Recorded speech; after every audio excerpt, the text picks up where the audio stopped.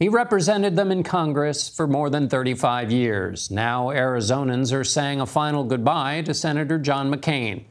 At this hour, they are filing past his casket in the rotunda of State Capitol in Phoenix. Mourners have been lining up for hours despite triple-digit temperatures. McCain's widow, Cindy, began what will be 5 days of emotional farewells to an American hero. Nancy Cordes is in Phoenix.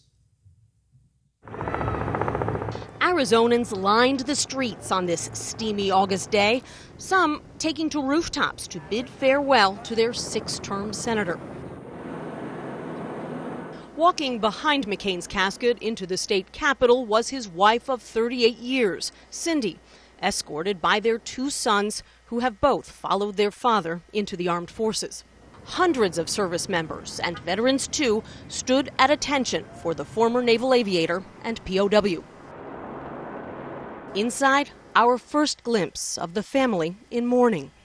Let these tears bring blooms in the desert he loved, in the country he served. Gathered in this spot, we are especially grateful that John made Arizona his home. Imagining Arizona without John McCain is like picturing an Arizona without the Grand Canyon. It's just not natural. To the woman who brought John McCain to Arizona, Cindy, thank you. The hearts and prayers of not only Angela and I, but our entire state and nation are with you and your family. After they left, the rotunda was opened to the public, just as McCain had wanted. Becky Levine is a state worker and a Democrat. Actually, it's got me more emotional than I thought it would. The minute I walked through the doors, and it was kind of like tears of joy because he's in a good place, and that, but tears of sadness because, for his family, and for those he's left behind. There's never going to be another John McCain.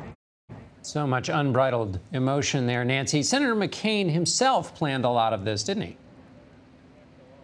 He did. I describe him, in fact, as the driving force behind these memorial services. He had very specific ideas about who he wanted to speak at which ceremony and how he wanted to be remembered. And he clearly had a sense, John, that there were going to have to be a lot of people who had never met him who wanted to bid farewell as well. In fact, there's still a very long line here outside the state capitol at this hour in 105-degree heat.